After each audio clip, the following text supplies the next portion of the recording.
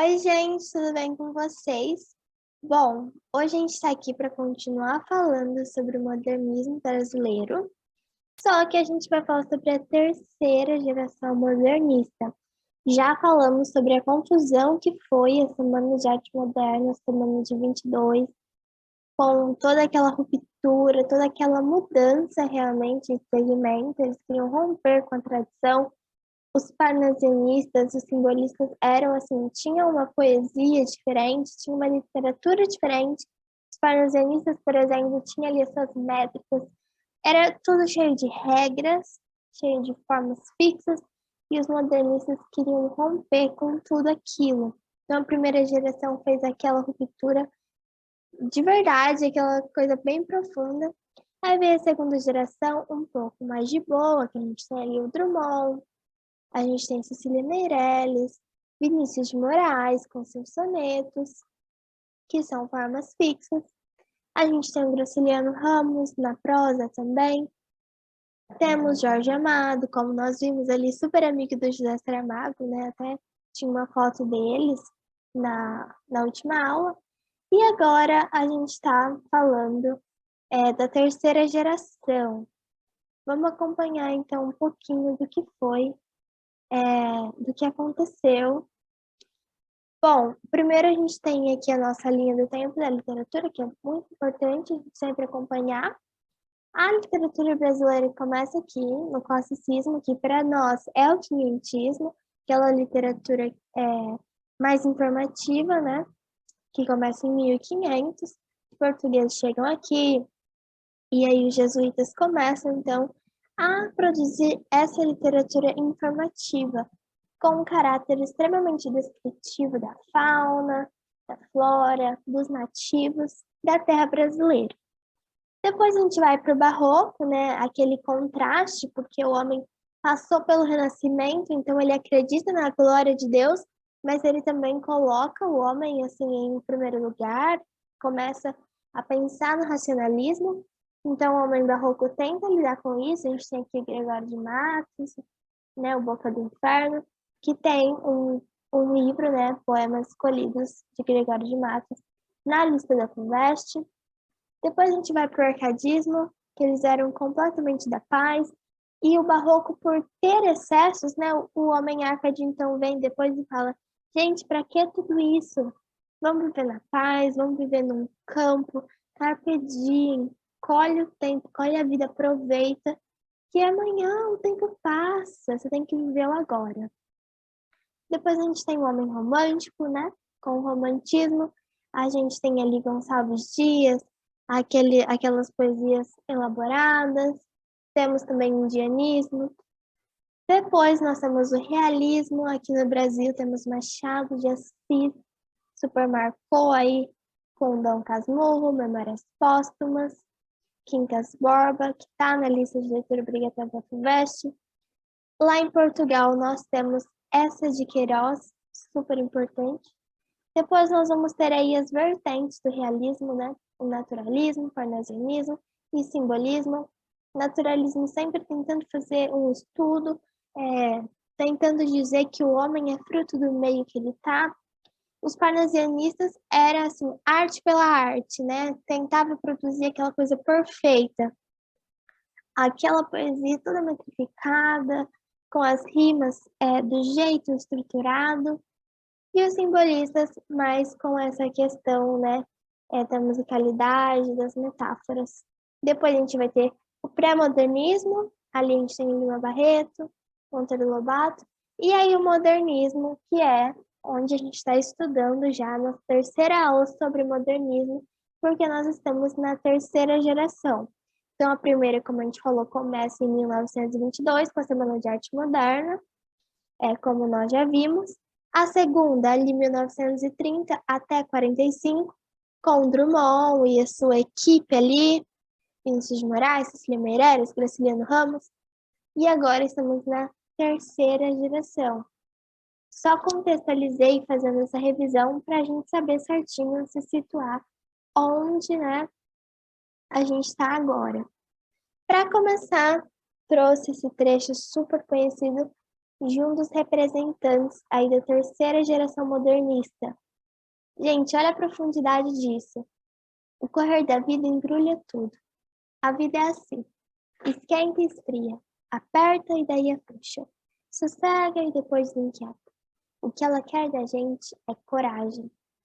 Guimarães Rosa. Então, Guimarães, um dos representantes aí da nossa terceira geração, eu acho legal colocar para a gente já ter contato, né, com a escrita da terceira geração, ainda mais com tanta profundidade. Eu lembro que quando eu estava prestando vestibular, era um dos trechos que eu lia todos os dias, porque é assim, né? No vestibular, às vezes, a gente fica muito ansioso, a vida embrulha tudo, fica tudo corrido, esquenta, esfria, aperta, depois fica frouxo, sossega, desinquieta. Tudo acontece, né? Mas o que a vida quer da gente é coragem. E a literatura passa muito essa consciência pra gente. É isso que a terceira geração também vai falar.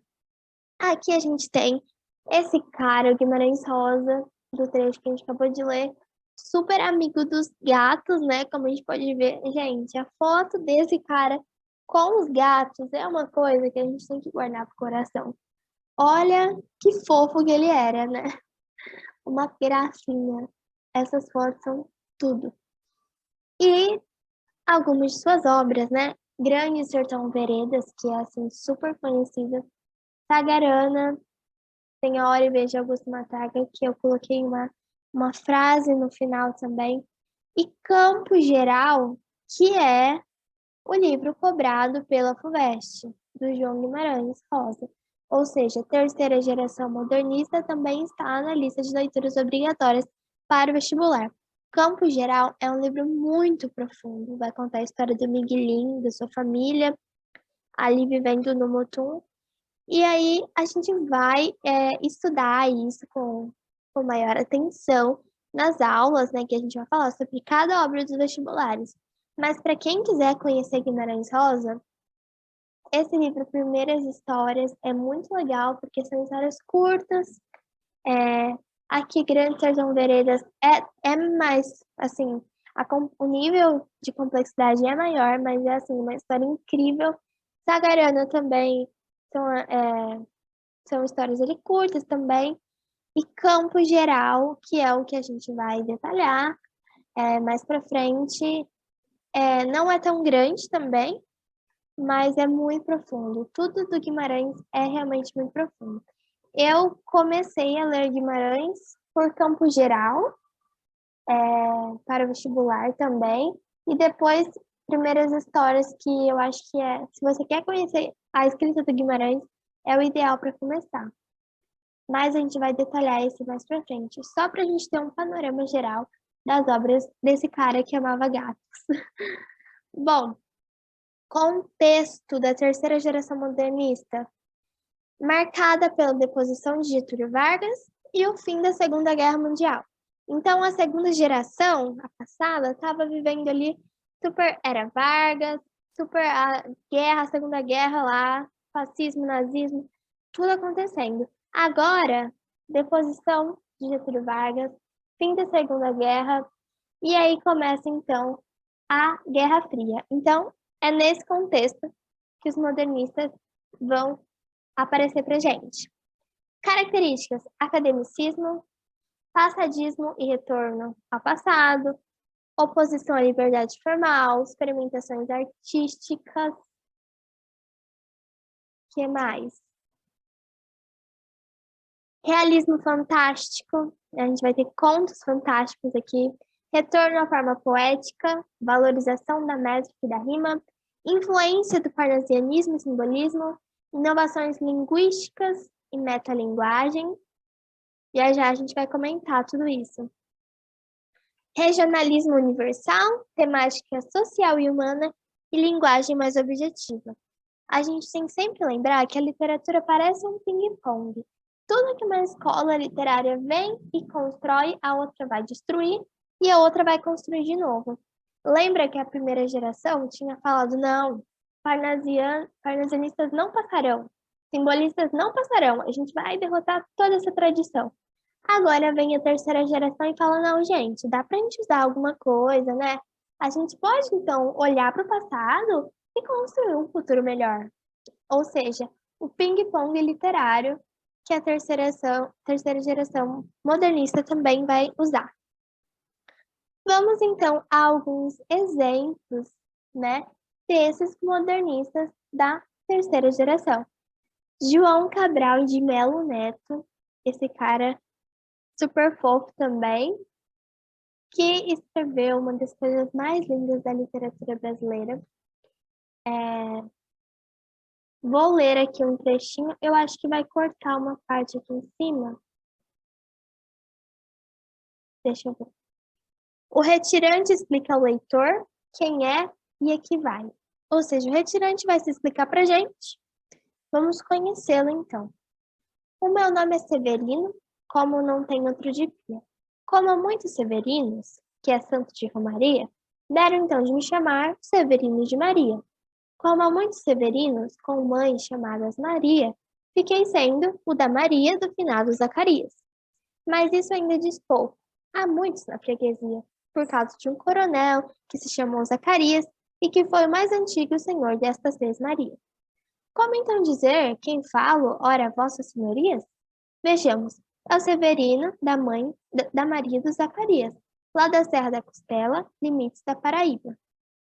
Aqui está cortando o primeiro verso, mas enfim. Se ao menos mais 5 havia com o nome de Severino, filho de tantas Marias, mulheres de outros tantos já finados Zacarias, vivendo na mesma Serra Magra e assoalho que eu vivia. Somos muito severinos, iguais em tudo na vida. Na mesma cabeça grande que a custa que se equilibra. No mesmo ventre crescido sob as mesmas pernas finas e iguais, também porque o sangue que usamos tem pouca tinta. E se somos severinos, iguais em tudo na vida, morremos de morte igual, mesma morte severina. Tá aqui em cima ainda. Que é a morte que se morre de velhice antes dos 30, e de emboscada antes dos 20, de fome um pouco por dia, de fraqueza e de doença, é que a morte severina ataca em qualquer idade e até a gente não nascida. E continua, trouxe só um trecho para a gente ler, para a gente conhecer Morte e Vida Severina, do João Cabral de Melo Neto. Eu vou deixar disponível para quem quiser ler na íntegra, mas no YouTube também tem um vídeo muito, muito legal, que vale muito a pena assistir. É só colocar Morte e Vida Severina, João Cabral de Melo Neto, e vai aparecer o vídeo, e eu super indico. Então, olha a profundidade da escrita da terceira geração, com o João Cabral de Melo Neto. Aqui a gente tem ninguém mais, ninguém menos do que Clarice Lispector, a musa maravilhosa. Olha o que essa mulher escreveu. Clarice Lispector também faz parte da terceira geração.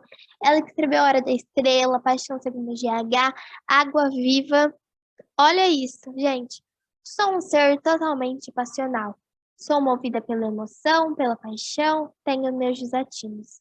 Detesto coisas mais ou menos. Não sei conviver com pessoas mais ou menos. Não sei amar mais ou menos. Não me entrego de forma mais ou menos.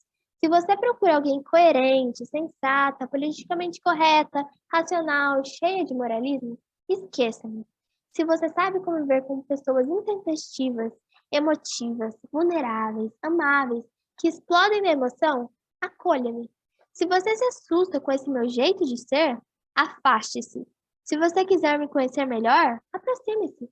Se você não gosta de mim, ignore-me. E quando eu partir, não chore. Clarice Lispector. Gente, que mulher. Tem uma entrevista dela disponível no YouTube. Só colocar lá entrevista Clarice Lispector que aparece. Gente, você pensa, gente, que mulher. E você só consegue falar isso. E ela pertence à terceira geração do modernismo brasileiro. Uma das mulheres na nossa literatura. Aqui coloquei de novo ele, Guimarães Rosa, porque, claro, Campo Geral faz parte da lista de leitura obrigatória da FUVEST, então coloquei um trechinho só para dar um gostinho. Um certo Miguelinho morava com sua mãe, seu pai e seus irmãos, longe, longe daqui. muito depois da vereda do Frango d'Água e de outras veredas sem nome ou pouco conhecidas, em ponto remoto no Mutum, no meio dos Campos Gerais, mas nunca voou em trecho de matas, terra preta, pé de serra. Miguelim tinha 8 anos. Então, o personagem central de Campo Geral vai ser o Miguelim, e a gente vai conhecer aí a beleza da história dele. Só coloquei aqui para a gente relembrar, então, Campo Geral, que a gente vai estudar mais para frente. E, por último, que eu gostaria de comentar sobre a terceira geração modernista é o concretismo, que foi, aí coloquei a definição, um movimento literário que surgiu mais ou menos ali na década de 50, e uma das principais influências foi a arte moderna. Qual que era o foco? As mudanças na forma de fazer poesia, porque a poesia era, além de palavra, era também som e a parte visual. Então, por exemplo, eles faziam assim a poesia no concretismo, e isso marcou aí a terceira fase do modernismo. Para a gente encerrar essa parte, vou fechar com ele, Guimarães Rosa, já que a gente começou com ele, com esse trechinho.